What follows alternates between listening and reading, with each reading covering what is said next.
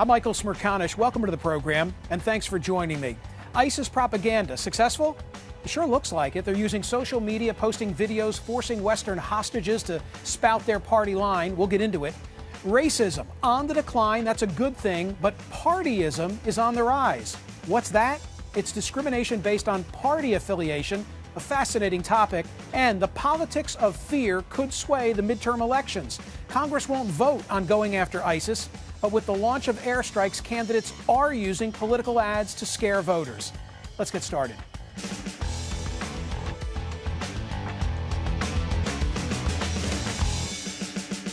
ISIS has impressed people the world over, not only with its lightning-fast military gains in Iraq and Syria, but also with its use of social media to spread its propaganda mission. This week on Twitter, it released a second video from British hostage John Cantley.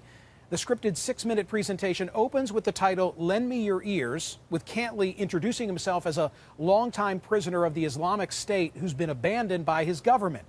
He then proceeds to rail against the military campaign against ISIS. And then, taking a page out of a PR manual, ISIS, through Cantley, moves to support its argument using selected quotes from noted Americans, including former New Jersey Governor Tom Kean, who chaired the 9/11 Commission.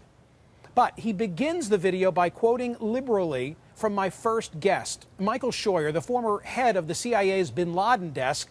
Now, at this time, CNN is not comfortable showing this propaganda video because the network believes Cantley was filmed under duress. But I want to show a quote of what he said. He said, "So let's get straight to the point with a quote from former CIA chief turned vigorous anti-intervention campaigner Michael Scheuer. President Obama does not have the slightest intention of defeating the Islamic State," he says, "which would require the aerial slaughter and boots-on-the-ground demolishing of the Mujahideen." Michael Scheuer, whose knowledge of the Muslim nations and the complexities of their society is considerable, adds, 18 years into our war with the Islamists, the U.S. government has given no public sign that it has the slightest awareness of what its enemies are fighting for." And Cantley ends the video with yet another quote from Michael Scheuer, who joins me now. Michael, you ran the bin Laden unit at the CIA, the so-called Alex station. I saw a tabulation in Time magazine this week. They said that since 2007, you've been quoted in propaganda videos and the like from ISIS and other splinter groups from al-Qaeda no less than 16 times. Why do they keep quoting you?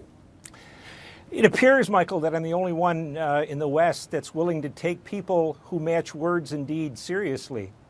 I'm not a rocket scientist, and my foes will tell you that. They rather think I'm an idiot. But we're fighting an enemy who tells us exactly what he's going to do, and then he does it. And he does it for the motivations that he describes.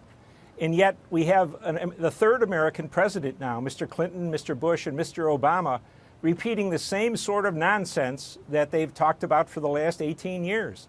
In other words, you believe there's a misperception. You think that the American people, and you know I've read all your books, so I've read this and I've heard it from you before, but you think that to the extent we've been told that this is about our lap dances or our lattes or our Gap jeans or our, quote, freedoms, that's just not what drives the jihadists. That's a deliberate lie on the part of the ruling establishment in this country, on the political elite, sir, because they don't want to face the fact that what motivates these people to attack us, maybe not to attack the Israelis, maybe not to attack the Saudis, but to attack us, is our intervention in their world.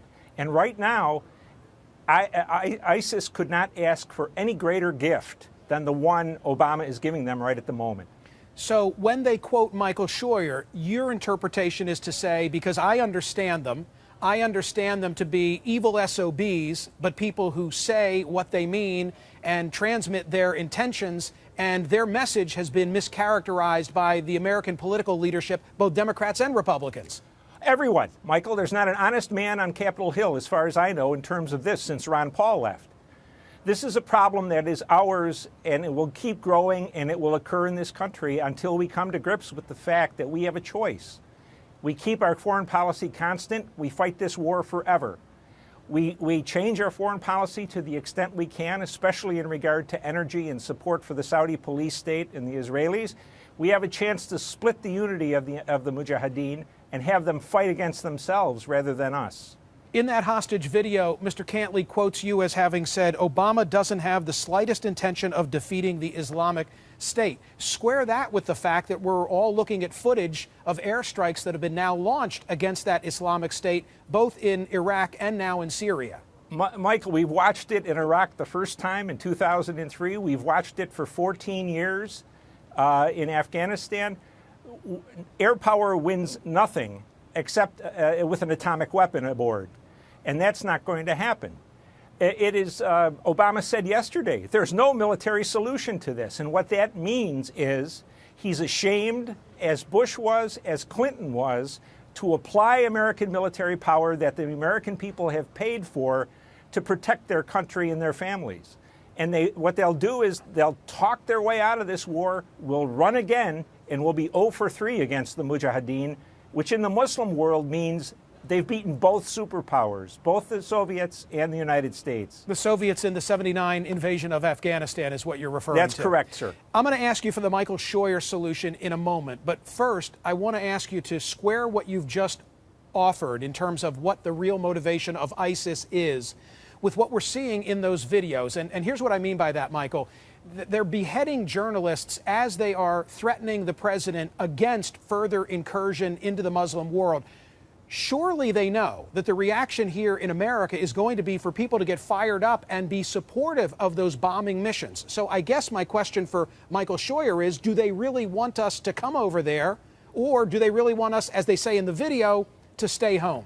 They want us to come over there so we'll stay home, Michael. They want to beat us again. It's a lure. Osama bin Laden and other of the Islamist leaders have explained very clearly that running an operation across the Atlantic Ocean or the Pacific into America is expensive, and it'll cause only minimal damage. If they can get an American field army on the ground, they have found twice now in Iraq and Afghanistan that they can defeat it. It costs us enormous amounts of money, many dead, lots of maimed kids hobbling around for the rest of their life. But most important, they defeat the greatest power the world has ever seen, as it's said, with arms from the Korean War. They're certainly, they know what war is about, sir, and we don't. So when they say, this is what you'll get more of, Obama, if you continue, they are really saying, continue your quest on the so-called, their words, not mine, Arabian Peninsula, so that they can use it as a recruitment device. That's the world according to Michael Scheuer. I think it's reality. At least that's the way I see reality. Yes, according to Scheuer, that's correct. All right. The more we intervene, the more they win. Before you leave me, give me the plan. So if Michael Scheuer were dictating that which the United States should be doing, it would be what? Close the southern border so we don't end up fighting using the U.S. military inside the United States. Begin to put together the XL pipeline, build it, drill offshore, get us energy sufficient so we can dump those tyrants that are part of our coalition now, the Saudis, the Kuwaitis, the Emiratis. They're the people that should be getting killed in this, not Americans. And finally, we need to separate ourselves from Israel. It is an enormous drag on American, it's a cancer on American foreign policy. You know that people will hear this and find those words objectionable and say they're our only friend in the Middle East, the only democracy, the only people we can trust in that part. Why would we ever turn our backs on the Israelis? I find it objectionable to send my college-age kids to fight and die so Mrs. Mohammed can vote in an Afghan election, and then after all those kids die, to run away and leave the country, go back to the Taliban. I'll take the abuse if people can explain what in the world this political elite is doing to our young people. Michael Scheuer, thank you as always for being here. Pleasure, sir. Let's take a break. I've got a lot more ahead. Up next, this question: where are you, Jane Fonda? Where are you, Susan Sarandon? And the thousands of others who've protested American wars in the past. America is at war again, but why are the streets silent this time? I'll talk with veteran activist Tom Hayden.